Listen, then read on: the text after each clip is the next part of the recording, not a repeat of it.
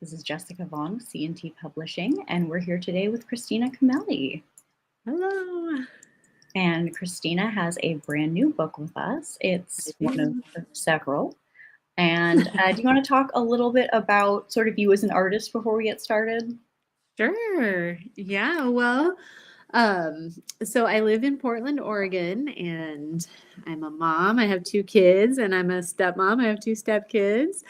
And I have a whole nother career. I'm a nurse midwife as well as a quilting teacher. And I kind of love the balance that those two careers provide each other. You know, one is very methodical and safety oriented. And because my healthcare career is like that, then I have a lot of opportunity for spontaneity and play in my quilting career. But I feel like they both help each other. You know, like I learn from my midwife role how to speak gently and encouragingly to people, and that works out really well in the quilting department as well. So I do kind of anything I can get my hands on in the quilting world. I love to piece. I love teaching people how to do the quilting step. I have gotten into designing patterns and also fabric as well. So I love it, you know, being part of whatever step of the process I can. There's something about quilting that just draws me in, that tactile like therapy that it provides to feel the fabric and cut the fabric and hear the sewing machine and see the creation come together. I feel like that all makes me a better person, and I love every step of it.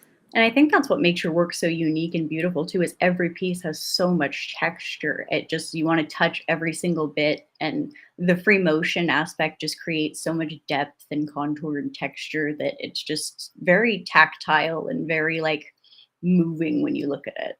I'm so glad that you see that in the work. That's the kind of quilting that always like pulls me in and makes me want to like go up closer and check it out longer. And I wasn't as aware of how to create that kind of texture in quilting when I first started, but that's become a real fascination of mine. So I wrote a whole book about that, the one that has this quilt on the cover, in fact. And even though this new book, it wasn't about texture per se, all of those lessons that I've learned about texture, I sort of use when I'm coming up with a new quilting design now. And how did you get started in quilting? Sort of just the origin story on that. Oh yeah. Well, you know, I had just moved to Portland, so it must have been 2003, and my grandma was a quilter, and she had told me that she was quilting, but then I took a trip back to Arizona where my family lives, and I saw the stuff she was working on.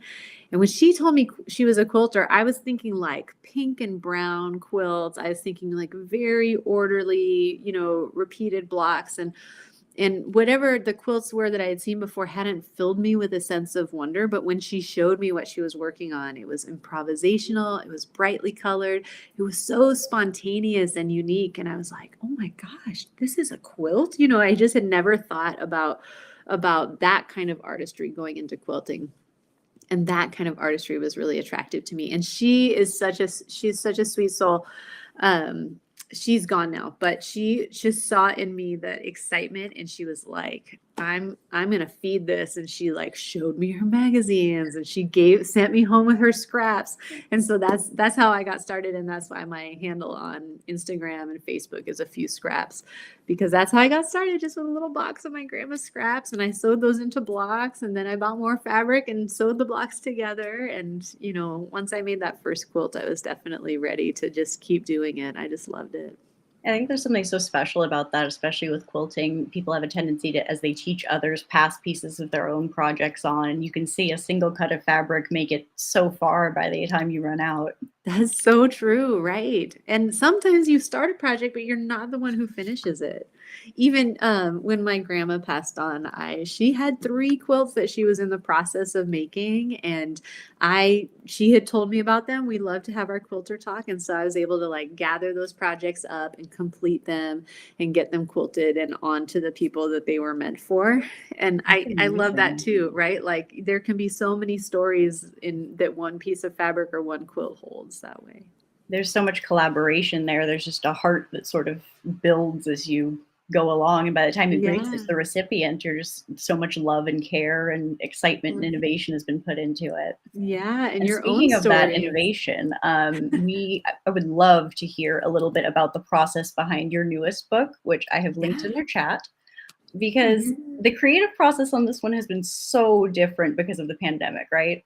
Yeah, yeah. So, you know, at the beginning of the pandemic, because as a nurse midwife, I was one of the few midwives at my clinic who don't deliver babies.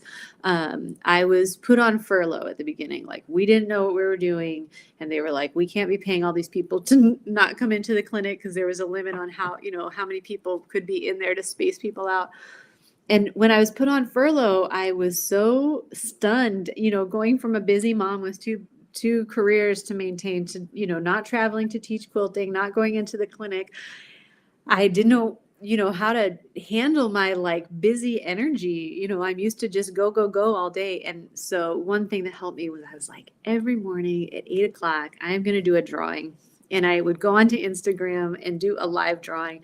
And I would just draw a quilting design, because that's what so many of my books are about, or quilting designs. I just draw, like, here's how you do it. Here's what you think about when you're doing it. And it was great for me. It was great for the people who began to expect me to be there at 8 o'clock and would tune in every morning. My son he'd build little things out of Legos, and he'd show his Lego creations at the ends of the videos. And so other people who had, family members who were interested in Legos too, young or old, would also like say that their family members were tuning in. And it was all a sweet way to connect in a time where we were feeling scared and lonely. A lot of us. So that connection was really important. But what came out of that was like, I'd be describing things. I'd be like, well, I make sure that I stick close to here, or I make sure to work myself back into the tight space like this. And I'd be like, you know what? I haven't written this. People would say, is this in any of your books? And I go, gosh, no, it's not. And so after, enough of people asking that, or me being like, gosh, I haven't taught how to do this yet. It's like, this is my next book. This is what I need to do. So eventually I did go back to work, and the 8 a.m. videos had to stop.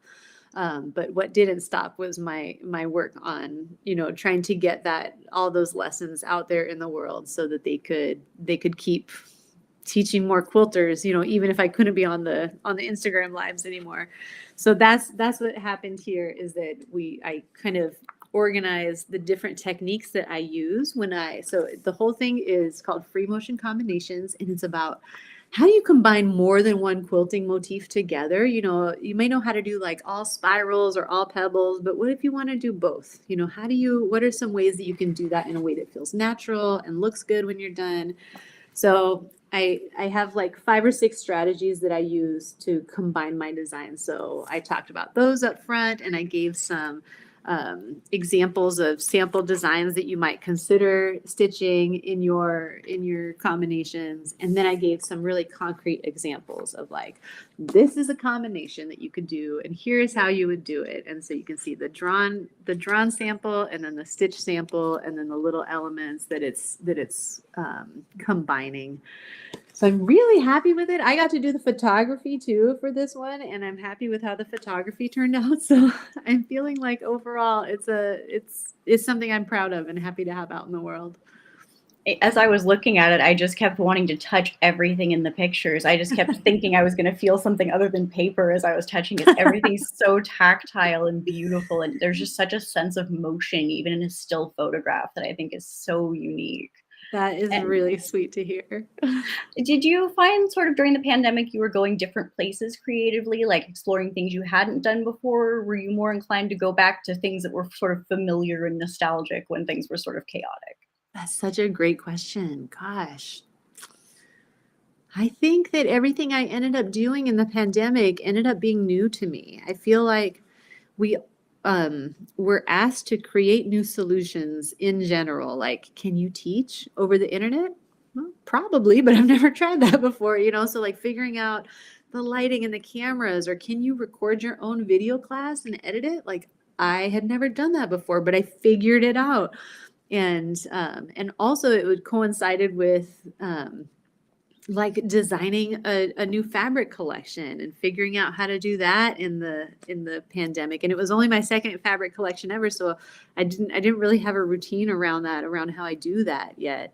And so I think to me it was a time of like completely new skills and completely new exploration. And as much as I wanted comfort, I wasn't getting the comfort from my hobbies or my handwork. Yeah, I got my comfort from ice cream. My kids. You and me both. And since It you used to brought be up we'd the have fabric this like, collection, that is something that I wanted to touch on because oh yeah, it's amazing. Do you wanna talk a little bit oh, about it? thank Because you. it's so gorgeous. Yeah, I'm so happy with this one. So this is Saguaro. That's the name of it. It's made, you can see, by Maywood Studio. And this collection is all inspired by the desert. So I grew up in Arizona, as I mentioned, or my family's still there, and that's where I grew up. And so you can see here that there's some cactusy Yeah, prints. so like And cactus motifs. yes, and there's agave and there's actual saguaros, and saguaros are such cool plants. Like, They are amazing. yeah, they're just so giant. And I didn't know when I was growing up around them. They seemed so common, right? They're everywhere in the valley. But I moved away and then eventually learned more about them. And they just live in this like narrow sliver of the Southwest, and that's like the only place on the whole planet that they grow. And so it's just it made me realize like how lucky I was to grow up around them. And so it was fun to put all that love into the fabric. And they really are a marvel of nature because you look at them and they're so spiky on one hand, and the flowers that bloom on them are just incredible. Right. Yes. Or the like seeing an agave bloom will just kind of blow your mind, Really and it's humbling how huge they are. You don't realize that a yes. plant can just be that massive. Right, they're just so tall. Everything is so big. Yeah, and saguaros, they don't get their first, they've got the arms. You think all the saguaros have the arms. They don't all have them. They don't get them until they're like 80 or 100 years old, their first little arm. So if you see a saguaro with a bunch of arms on it, like that's an old saguaro. It's older than you are, Yeah, that you're talking like your grandparents at that point. Like, Yeah, right. Isn't that wild? So yeah, so this is like this fabric here is sort of supposed to be the texture of the saguaro, and when you get really close, you can see all the little spikes come out of one of these little dots that are on the flesh. And then this one is supposed to be the agave. and how So many there's different designs are in the collection? I think there's a total of 28 prints. Sometimes there's multiple colors of the same prints. I can't remember how many distinct designs, maybe like 12 or 13. Yeah, but I'm so happy with this collection. I've got a couple of quilts to show in my little Well, yeah, slideshow. if would you like to start showing your presentation? Because we would love to see some of Sure. that. Yeah, I would love to. So, what I wanted to make sure we got to talk about today was that, like in the pictures in this book, they're all done on solid fabrics, and I do that for two reasons. Mostly that it's easy for me to show you that stitching on solid fabrics, like there's no interruption of the design by the prints, and so you can really track what I'm doing really easily. And that's helpful for me to teach you what I'm trying to teach you. The solid fabric really shows the stitching really well. But sometimes people take away from that if solid fabric is the only suitable thing to do this kind of stitching on. And I don't agree. So I always try and show some photos of me doing this kind of stitching, this sort of compositional quilting where you're putting lots of different motifs together that, showing what that looks like on prints as well. And it just turns out that a lot of the things I've done recently are on my own fabric. So I would love to share And we have a question in chat too. What company is manufacturing the fabrics again? oh, that's Maywood Studio. So they happen to be in Portland, Maywood but Studios. most quilt shops will be able to order from them. Fantastic. And then I linked in the chat as well, directly to your website. The collection is available on your website as well. That's right. Yeah, I do have a few of them still left in my store. So I've got a little PowerPoint presentation here. If you want to tell me when you can see it, I'll All talk right, to you. perfect. I can get you on there. Thank you. And there we are. Okay, great. So here's a picture of the book. But so here's what I'm talking about. Like you can see this quilting design that I've done on the solid fabric here. You can see that it's kind of a combination of some wavy lines and some spirals, some pebbles and some drop shapes. I teach this kind of design in the book, and you can see it really well on this solid fabric. But not everybody quilts with solid fabric. Not everybody has as, say, modern of an aesthetic as this particular quilt, and that's fine. I still think you can use these skills. So here's an example of a quilt that's made from prints. This is from my first fabric collection called Moongate. And so there's a strip roll full of prints, and then side fabric with prints, and then this white solid in there. And I'm going to take you a little bit closer to the quilting, and you can see, you could probably see a little bit of it in the other photo, but now that we're up close, you can kind of see that kind of quilting is definitely coming through here, right? I'm combining some wavy lines, some spirals, some pebbles, but you can still see them just fine over the prints.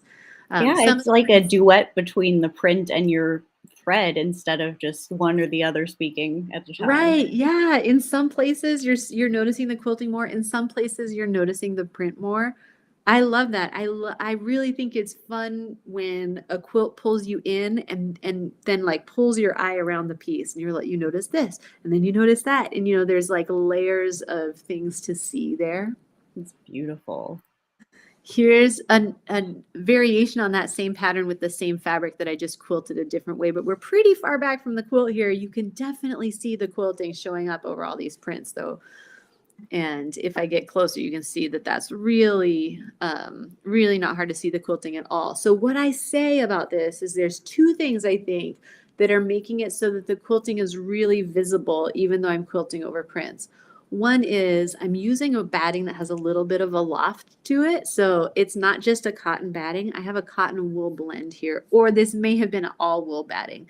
At least a little bit of wool, like the 80% cotton, 20% wool, is nice to get just enough puffiness in those open areas between the lines of quilting so that it fluffs up and catches the light.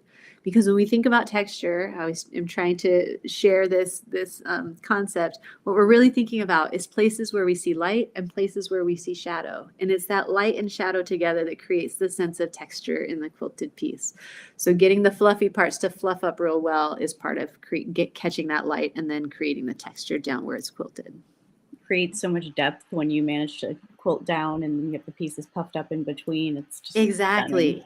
Yeah, it's like almost sculptural. And then the other thing is, so that's the wool that's getting a little bit of loft in your batting. And for me, I do that by using something with wool or a wool blend. The other thing is just quilting large. If you can imagine this same quilting design, if I had just quilted it like 3 times smaller, we wouldn't be seeing as much of that texture. And that at that scale, then the quilting would start to disappear against the prints. So in some ways, as long as you can, any of these designs that you can combine, go ahead and combine them. But see how large you can comfortably quilt them, because if you can make them pretty large, maybe a little bit larger than you're comfortable with, they're going to be visible even though you're working on prints. So here's another example. This is from the Saguaro line. This is a quilt I made for 10-inch squares for a layer cake. It's called Thunderclap. And this one is all prints. There's no solids in here. And I'll show you a closer up view. So you can see that I've got some straight lines in there. I'm purposely creating a little texture. I'm purposely putting your eyeballs on these unquilted zigzags, which is something I talk about in the texture book. But if we get closer, you can see that there's plenty of quilting over these prints, but it's still playing. You can still see it, even though there's a lot of different prints happening here. So again, what I did was just quilt a little bit bigger than a lot of people tend to on the home machine. So you just gotta, if you can make the shapes bigger, keep your lines a little bit farther apart, they're gonna be able to catch the light. I'm always awed by your ability to convey these senses of natural shapes. The background, it's like the wind and sky, and you have the lightning in there, and it's just the motion and the natural shape of it is just so realistic and so eye-catching. It's just beautiful. Thank you. There's something, like working with those sort of fluid shapes feels really therapeutic to me. The process of creating them makes me a better person, I think. And I'm glad you like looking at them, because I like making them. Here's a big quilt that I did. This one's called Lightspeed. It's from a bunch of fat quarters. And if you take a look at it, you kind of see the quilting coming through here, right? Some places it's stronger, some places it's less, but it's definitely happening over all this piecing and plenty of prints. I'll pull it in closer here. And then now you can start to see some of the details. You can see some of the exact motifs that I've used, but it's over a ton of prints and big pieces and small pieces, but it's still reading. So the other thing that I think is really obvious in this one that may not have been as apparent in the other one is all the echoing that I'm doing. When I make a shape, I almost always see where I can echo it. Like, so if that's a drop shape, if that's a spiral, if that's a wavy line, doing it once is great, but doing it twice, echoing around it again, then gives it this texture. And the texture really helps that quilting like pop out. Seeing that repetition of the lines will help the quilting really read. So we talk a lot about texture in the new book, or about echoing in the new book. It's not just functional for like making the design pop, but it's also really helpful for moving around the space and getting out of wherever you feel stuck over to an open space where you want to work. So being able to echo is always worth it. And you can see how it makes the quilting read even over prints. Absolutely. And I really appreciate about this new book that it's really part technique and part inspiration, just seeing how you do your process and then the ways to make it even better as you're going. That it's just a very nice example of what makes your work just so innovative. Thanks, Jessica. Well, this is the end of my screen. If you want to end my share here, I'm not sure There how to we do that. go. Back to everyone. And before Thank you. we say goodbye, I would like to drop a link to your website into the chat so everyone can visit to ChristinaCamelli.com. Thanks so much. And Yeah. do you have anything coming up? Any classes, Instagram events, anything like Oh that? my gosh. Do I? Nope. I can't think of anything. I just got through Halloween and everybody had a costume. So good. And I can't think of anything. I'm doing some, I am about to release a class with Creative Spark, like probably in the next few weeks. I would love to give a little sneak peek. I would love to And see tell me, okay, here's the deal. I like making my own cards, but I also like sewing, and sometimes you can do both. So check this out. Look at this sewing on the card. So I've designed these little holiday cards that we can stitch on, and I've got all sorts of advice about what sort of thread to use and how to make it go fast and easy. So that's what the class is. You're going to have like the download of the card, and then like really clear videos of how to stitch each card. But then you could make it yourself. You know, you can change the colors or change the kind of thread that you use. And I can't wait to see what people do with it. It sounds amazing. And that'll be up on your social media with links as soon as Oh, that's yes, available. absolutely. Yeah, I'm working real hard to get the videos edited. Thank you, pandemic, for teaching me a new skill, but I'm working on editing the videos and we'll get it out there. Great. Thank you so much for being here with us today. And as everyone can see, the link is in the chat for Christina's newest book. And thank you all so much for coming. Thanks. Yeah, thank you for being here. And Shelly and Christy, thank you for leaving your sweet comments. Bye.